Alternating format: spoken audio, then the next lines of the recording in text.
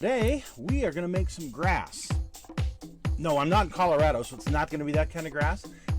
It's our techniques that are so simple and sensible, your modelers have practically built themselves.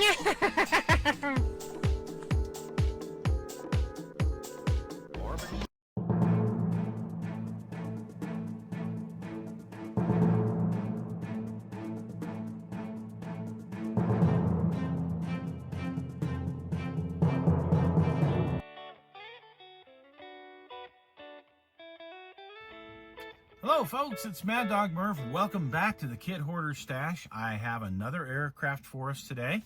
This is a 1/72nd scale by a company called AML, and it is the Curtiss Hawk 75, Mohawk Mark IV, whatever, that the British used, but I believe it also has some US markings and some free French markings as well. So, ooh, ah.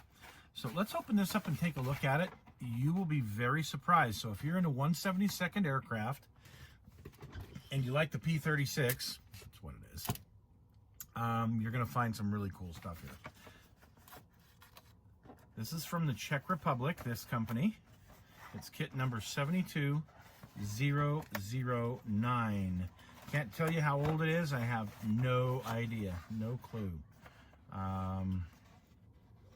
Although it does have an email on the side of the box, so obviously from the era of emails. Let me show you what's in this thing. It's kind of cool.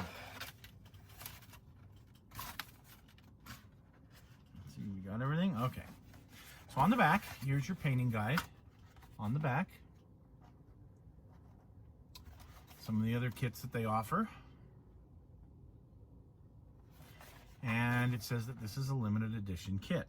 And we'll show you why here in a minute. First off, a little history of the aircraft, your parts breakdown, color, put your dashboard in. Oh, interesting the way these instructions are. Your seat and your interior, putting that in the fuselage, putting the engine in, the cowling, machine guns, wings, tail stuff, canopy, wheels, tires, details, all that kind of fun stuff. And then here, painting. It's a P-36G acquired by the U.S. Army. We're part of the order from Norway. Blah, blah, blah, blah, blah. 1930 or 1942. Interesting. Very interesting. And there's your free French. In Syria, 1942. And here is a, well, I don't know. This is from late 43, Burma. It's kind of interesting paint scheme. And then your British paint job, again from Burma, 1943. Royal New Zealand Air Force. Pretty cool. How about that? So the decals, I'm not going to take them out of here, but you can see the decals look pretty good. They are on register, and I'm sure they're still good. Now here's the fun part. We have little tiny photo etch, 72nd scale photo etch. And we have a resin interior with this too. Like I said, it's a limited edition kit, so this has some really cool detail. And right down here, you see we have an instrument panel, or gauges, you know, the clear parts for the gauges. Pretty cool in 1/72nd scale. This is going to be really detailed and really neat. The canopy, problem I have with the canopy is it's vacuum form, and one of the two that it has is slightly damaged. It's been crushed a little bit. So I am not a fan of vacuum form canopies at all.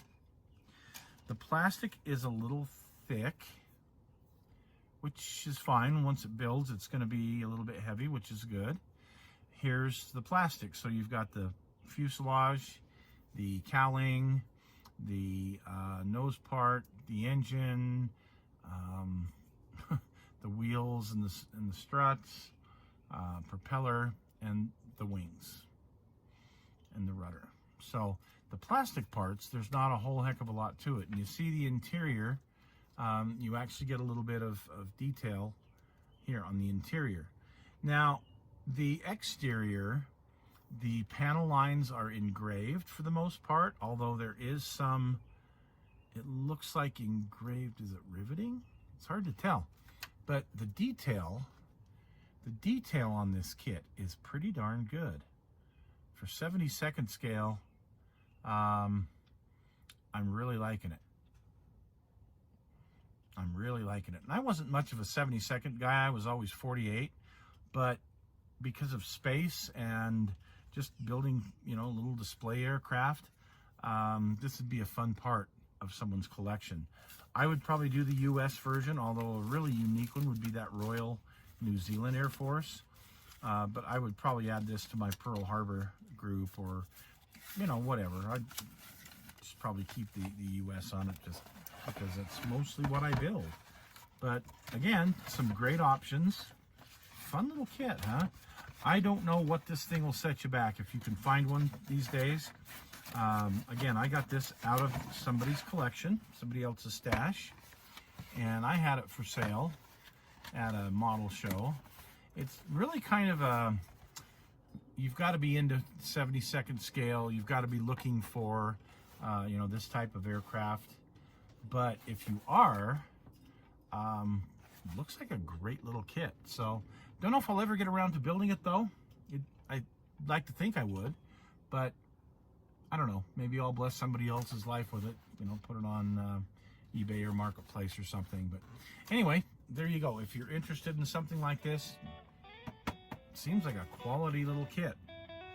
So, all right, folks. Thanks for joining us this week, and we'll see you again real soon.